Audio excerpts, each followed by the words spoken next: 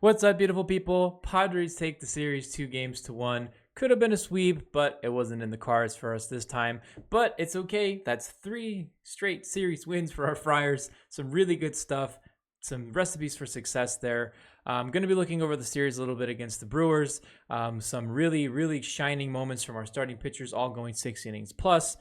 Some good situational hitting from our batters. A little bit worried about Bogarts, maybe bogus. We'll take a look at his numbers and hopefully try and find a remedy or an answer to why he's been struggling so much. I'm going to be talking about Manny's 11-game hit streak. Merrill Madness continues. A little bit of the injury bug with Darvish and Cronenworth. Darvish hitting to the IL. And then always remembering to keep the faith in these dark times when it comes to our players, right, Friar Faithful? Yeah, let's keep it up. And then obviously we'll take a look at the series coming up against the Blue Jays on Friday. Let's do this. I know I've said it for 20 plus years, but I got a feeling this is the year. God, Tatis is such a sexy guy. Keep the faith, baby. 1 year soon, the baseball gods will smile on the San Diego Padres, and we will have a parade. Stay vibrant, Friar Faithful. And now your handsome host, Beto Diaz on Friar Field Talk. So jumping right back into it, starting pitchers really kicked ass this whole series against the Brew Crew, which was at the beginning of the series. I'm not going to lie, I was a little worried because I was seeing the Brewers were having the first, the second, the third, and almost every statistical category for batting, average, home runs, runs. And I was like, oh shit, well, this is going to be another test against obviously a decent team in Milwaukee with some really good players. So going into the series, I thought, dang, starting pitchers might be a little bit of a trouble, but not the case. Musgrove, I guess with the exception, did look a little crappy. He still ended up pitching 6, but he definitely got into some spots and some moments where the game could have gone broken open, but to his credit, was able to hold them down. We'll look at stat lines in a second, but going for game 2, Cease obviously had the best. I wouldn't even say he had the best. I think King ended up doing the best, and he ended up losing. Go figure. But Cease also goes 6 innings, throws a fucking gem, and then King with the just absolute heartbreaker, losing 1-0 after going 7 innings, no hit, and 7 2/3 with 10 Ks. We'll look at stat lines in a little bit, but I just wanted to highlight the sensational job from our starting pitchers. They all looked really good. But let's go ahead and start looking at the statistics really quickly. I don't think this video will be too long. Who knows? I sometimes ramble because I love doing this. I love talking about my Padres, baby. But okay, let's go ahead and take a look. Obviously, game 1, Padres win 7-3. This game had a lot of really good cases of good situational hitting. There was a few times where we had that whole saying about the runners in scoring position. I know that's been a talk and a counter and a point for us all year. This game we end up going 4 for 14, which is respectable. Could be a little better with the 10 left on base, but still pretty respectable.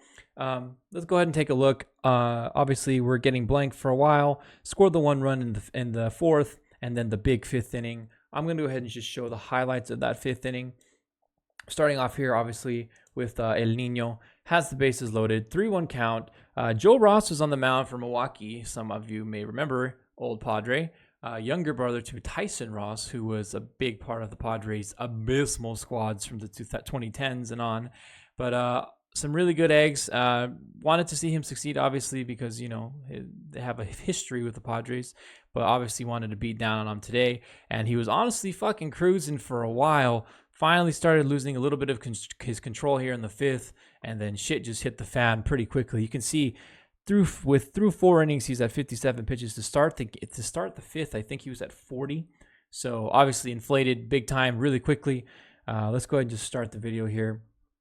Tatis doesn't try to do too much, takes the ball inside, gets enough mustard on it to drive 1 home, gets the force out, drives in 1. This is the beginning of the really big inning for our Padres here. Cuts the lead to 1. Have that comeback vibe feeling. You have a feeling like, man, I think we're going to string up some hits. Crony gets the luck here with a pass ball from Contreras.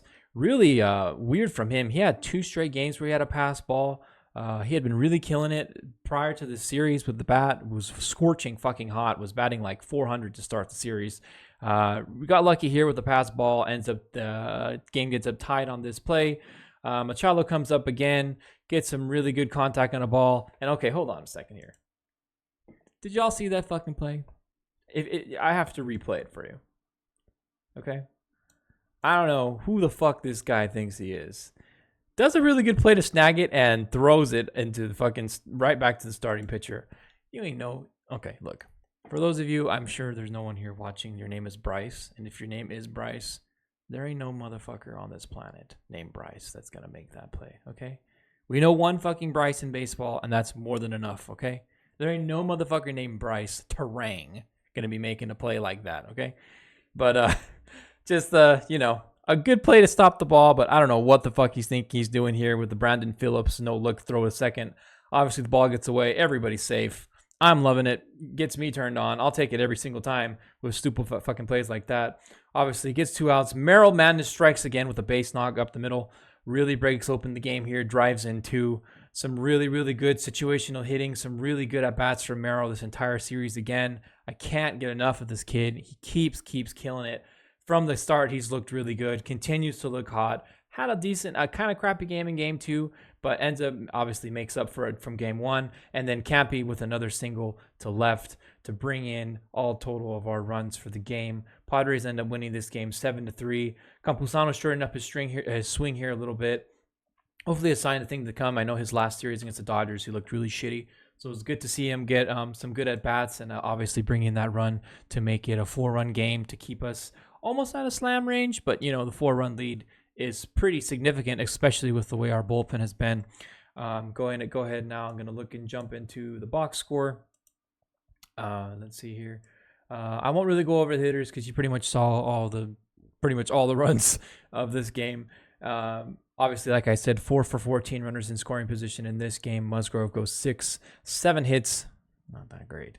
Let me see. Am I in the way? I always keep forgetting. There we go. 6 hits, 6 innings, 7 hits, 3 runs, all earned, 4 walks, and 3 Ks. Bullpen does another phenomenal job, allows 3 hits. Bobby Suarez comes in, locks down the save, gets a little hairy in the 9th a bit to load the bases, but he ends up getting out of it because he's the fucking man, and he fucks, okay? Bobby Suarez is the man, and he's going to continue to be it. And I'm so happy he's a Padre. I'm so happy we don't have to have that other asshole who keeps shitting and stinking the bed with Houston, who's in big trouble, by the way. If you've been following other teams other than Padres, Houston has looked like absolute shit. They just got fucking swept by the Braves in their own house, losing games that they should have won on every single one. They look like shit. They should start panicking. They're like almost 10 games under 5. But obviously, really happy Bobby Suarez is here. Padres get the win here in this game, 7-3. Obviously, a really good start to the series. Let's go ahead and jump into game 2. Game 2 was a little bit more of the same, except our starting pitching was fucking killer from the beginning. Let's go ahead and look at our boy, El Comandor, Dylan Cease. I'm trying to find a nickname for him. DC? I don't know. I felt like the Dark Knight was cool, but like, I mean, obviously it's with the K, but you know, DC, like comics, you know, Batman. I don't know. But there's already a Dark Knight in Matt Harvey, and he's kind of a fucking asshole. So if y'all think of a good nickname for him, I'm down for it. I don't really have him. I've just been calling him DC. I feel like with the starts he's had and the fucking shit he's been having, he needs a nickname. I don't know. Something. Tell me something if you think of it. I don't know. But let's go ahead and look at all his Ks. Really, really nasty shit from the beginning. Obviously, that runner on second there was only one of 2 runners in scoring position against him the whole game. Really nasty fucking changeups, curveball, sliders. He was rocking with everything. Touched 99 in this game as well. He was really, really looking good, spotting corners. Definitely helped him that he had Angel Hernandez behind the plate. Got a few calls on the outside part of the plate that had no business being called strikes. But, you know, and Angel's going to be fucking teams everywhere. So I'm happy that we were on the good end of it this time. Obviously, look at that. That's fucking cheese right by you, Jackson. Just nasty, nasty shit. Obviously, going upstairs again there for Adames. He did something really cool right here when he gets that strikeout. Prior to this, he was already at 105 pitches. Kind of a little bit, you know, a lot, especially for April. I know this was kind of a hot point I saw on Twitter. People were saying, what the fuck are starting pitchers doing 100 pitches in April? And I honestly don't subscribe to that bullshit. You already know how I feel about games, especially no matter when they are. If you have a pitcher that's fucking rolling and they're rolling like King and Cease were rolling, you keep them out there when they want to get out there. He was motioning to the dugout to show like, yo, stay back. I fucking got this shit. And of course, the next guy strikes him out. So really like that move from Schilt and keeping him in the game. Obviously getting that strikeout there. Ends up with 7 Ks total. Just looked fucking nasty from DC. I need a nickname. I'm telling you, we need a nickname for the guy. Someone's got to come up with it. But obviously, ends up going 6. Allows 2 hits, 1 earned run, 5 walks. A little, not great. But 7 Ks. Looked really fucking nasty. Was in complete control of the game. You felt like every time he was going out there, he was going to go 1, 2, 3, 1, 2, 3. Looked fucking phenomenal. Really kudos to him. But wanted to look at now about some of the hitting. Obviously, we start off early in the first. We jump on Wade Miley early. And for me, this was like ecstasy. I felt like I was on the moon because how many times do we let piece of shit pitchers settle in, and then next thing you know, it's the 4th fucking inning, and we've strung together 2 damn hits off of no runs. So jumping on Wade Miley, who's been in the league since I was a fucking infant, it feels like. Guy is older than a goddamn fossil. Jumping on him early was really cool to see. Obviously, starting in the first inning, from the get-go, you could tell bases loaded here for Machado. Ends up hitting the shit out of his leg. Machado ends up beaming 2 pitchers on balls. Kind of fucked up. They're hurting right now still to this moment. But obviously gets the force out there, brings in 1. And the big knock comes from our boy Ha-Seong Kim. Let's fucking go, baby. Gets a 3-run dong to left. Boom, gets it. Let's see, play it again just in case I missed it. Obviously, second. This is only the 9th pitch coming here with runners on second and third. Ha-Seong Kim gets a good ball inside, takes it to left, gets it. People were saying the foul pole. It looked like it hit a little bit to the left of it, but if it was a foul pole, it was just as close. Opens the fucking scoring up 4-0, and he's only recorded an out. Obviously, he did settle in a little bit, but jumping on him for 4 runs early was obviously huge. Saw a statistic when the Padres score 3 or more runs, they've won 9 games. So our objective should be score 3 fucking runs. And seeing how game 3 turns out, that's pretty respectable to get 3 runs for our Padres. Obviously, they get 1 back in the first off of Cease, but I mean, he was cruising the entire game. Camposano ends up with another good hit here in game 2, bases loaded. Gets a hold of 1. Finds kind of like a Daling Quail. The right fielder doesn't know what to do with it. Ball drops. Extends the lead. Obviously, again, putting us into slam range. I love using that, slam range. 4-run lead. Just adding on, tacking on, which we know is huge for our team because we're fucking stressed out with every damn freaking 9th, 8th inning. Again, Merrill comes in right after that with really good. Gets the ball to the bat. Kind of a crappy rollover, but his speed is able to pull it out. Gets the run in. Puts us up 5. At this point, I'm thinking, all right, this fucking game's over. The Brewers do make a little bit of noise, but it gets shut down really quick. Really good win here for our Padres. They end up taking it 6-3. And at this point, we're thinking, damn, we got a shot to sweep, especially a really good team. I was thinking, damn, with King going, who knows? I mean, a little Jekyll and Hyde from him from the season so far. But I had a feeling, man, maybe we can do it. But unfortunately, was not the case. Padres lose this game 1-0. I'm staying optimistic because obviously we won a series and we've won 3 straight series, which is vital and essential, especially against the Brewers and all these teams that we played. The Cubs, Dodgers, Brewers, all playoff potential teams. So winning these games is just crucial. Obviously, King throws a fucking gem. Want to look at his highlights a little bit. Went into the 7th inning with a no-hitter. His shit was nasty. He was hitting corners. He was hitting gas. His slider looked nasty. Changeup was working really good. He was doing everything. He was making these Brewers look foolish, man. And he was just going out like the day before. Cease was like, all right, he's going to go out there and get 1, 2, 3. This guy felt like he was going to get 1, 2, 3 in 3 pitches. He was just this so nasty, creating weak contact all day. And as fucking romantic as you want to be about baseball, goes into the 8th inning with a no-hitter and loses the game. Look at that nasty shit upstairs. Ain't no one hitting that shit. Looked really good all game long. Just a really, really shitty game for us with the stick. Obviously, we end up even out hitting them. The Brewers get 3 goddamn hits and win the game. Chalk it up to one of those games. Our batters couldn't do shit against bullpen pitching for the Brewers. Obviously, kudos to them. They locked it down. But my God, man, your fucking pitcher goes into the 8th inning and you can't get him run support. Just so crappy to see. Obviously, in the 7th, there was a big moment. Machado leads off the inning with a base hit to right to extend his hitting streak to 11. I told y'all Manny was going to break out of it. I'm sure most of you knew too. Nothing to worry about with him. But Kim follows up with a fucking double play. A lot of people were saying maybe he should have bunted over here.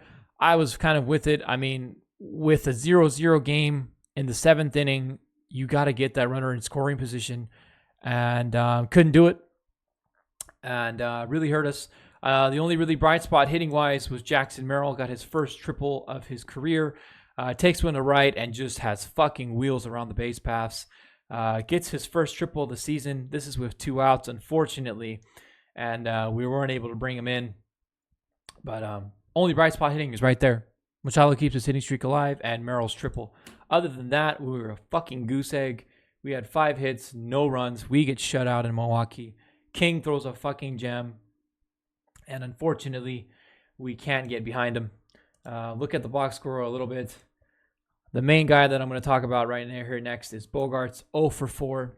Bogaerts goes 2 for 14 in this series leading off and drops his batting average to 200. And a lot of talk and a lot of chatter, obviously, from your leadoff man batting 200. It is pretty fucking abysmal. Tatis with a respectable 288, Profar 299, Machado 262 heating up. Obviously, the only hits in this game were Machado, Kim, Merrill, Batten, and Higashioka. But man, oh man, Bogaerts, it is going to be, I feel like it's going to be a problem, boys. Especially with the contract we've given him. Okay. He's looked like shit, okay? We know who Xander is. We know he has the potential to have even all-star potential fucking numbers, okay?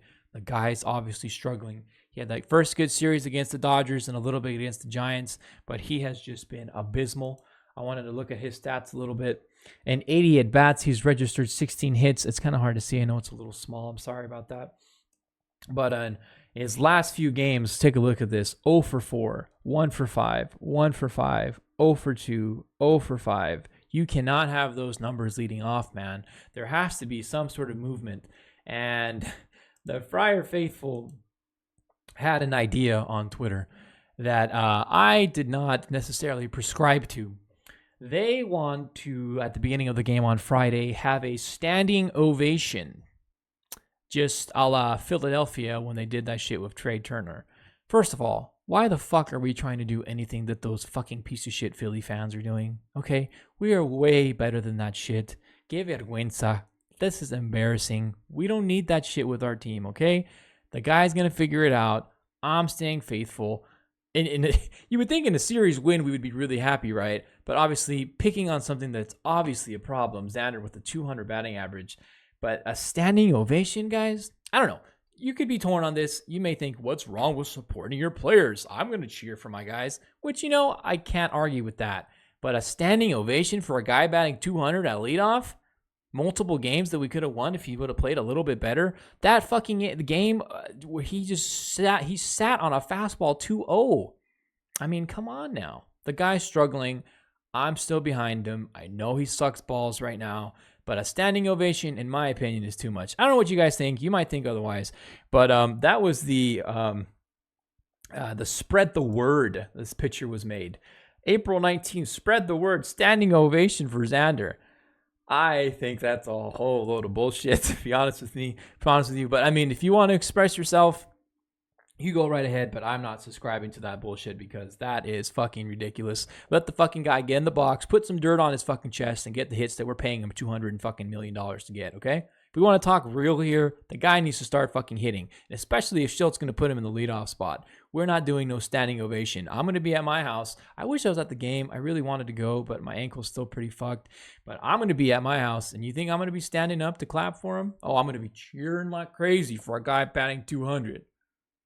Okay, look, I'm with the guy. I think he's going to figure it out. But let's not get ridiculous. Or get ridiculous. I don't know. You may have a completely different opinion than me. But that was just my thoughts on Xander. One last thing. We did have a little bit of an injury bug. Darvish hit the IL. I saw tightness when I looked at Twitter, and my heart skipped a beat thinking it was his arm. But luckily, I mean, if anything, it was his neck. So I'm assuming he's probably going to miss just one start because he's retro to the 15th, which was 3 days ago now that you're watching this on Monday. But I think he'll be okay. Hopefully it's nothing too crazy. We end up recalling Logan Gillespie. A little bit of a head scratcher there because I really thought they maybe go after Jeremy Estrada, who's looked like he's had some really nasty shit in the minors. I thought maybe he had a potential to get a call up. But nevertheless, he gets the call up. Our TBD for the Blue Jays on Saturday. He may end up taking that spot. We'll see. Who knows what he ends up doing. But a little bit of injury bug there, as well as Cronenworth. He has sustained a calf injury. Calf injury. Didn't seem to be that bad because he wasn't placed on the IL. So hopefully he can come back. Maybe not again in this series against the Blue Jays, but maybe he will. I don't know. The severity, they seem like they kind of like lowballed. It didn't seem like too bad of a problem. But yeah, definitely the injury bug there. That's going to wrap it up for this video. Just remember to keep the faith, y'all. I know I'm pretty fucking miserable on Twitter sometimes too with my outlook on some stuff, but and honestly, my sister's we have a group chat where we made from our family where we talk Padres baseball, and I've been getting under her skin a little bit with my negativity, and I always try to promote positivity in these videos. So let's go ahead and try and keep the faith. I believe in Xander. I think he's going to figure it out. I think the injury bug's going to be okay. Taking 3 series in a row, we have to stay pretty optimistic. I mean, come on, how can you not, guys? Let's keep positive, keep the faith, stay vibrant. And then obviously wrapping this up, wanted to take a look at the matchup against the Blue Jays.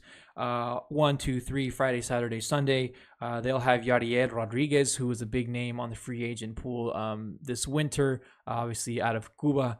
Has some really nasty shit, but making his second start, so hopefully you can jump on the rookie there. We'll have Waldron going, who's 0-1, start times at 6:40. And then on Saturday, they'll have Berrios going with a 3-0 start to the season, which is crazy. He's been looking really good, and that's obviously the TBD spot. I'm assuming Gillespie might take it, or he'll be up in the bullpen. I'm sure we'll hear out some point from Schultz. That game's at 5:40. And then wrapping it up on Sunday, hopefully with a series win or possible sweep, going against Bassett, who's been started the season 2-2, has shown some nasty shit in the past. Obviously not when he was with New York when we beat him with the Mets. And we'll have Joe Musgrove, obviously not the greatest pitching from his last time, but able to keep us in the game, able to go 6th inning. So hopefully we can keep that up, and that game starts at 1:10. That's going to be it for now. I know I kind of went a little bit longer than I thought I would. Got a little into the Xander Bogaerts talk. I'm going to choose to believe in him. I'm not standing for a fucking standing ovation because that's ridiculous, but you're entitled to your opinion again. Keep the faith, baby. Stay vibrant. I will see all of you again on Monday. Hopefully, maybe not. I could be doing a spontaneous video again if we end up kicking ass or having an insane win. So hope to see you sooner. But if not, I will see all of you again on Monday. Stay vibrant, baby. Love you all.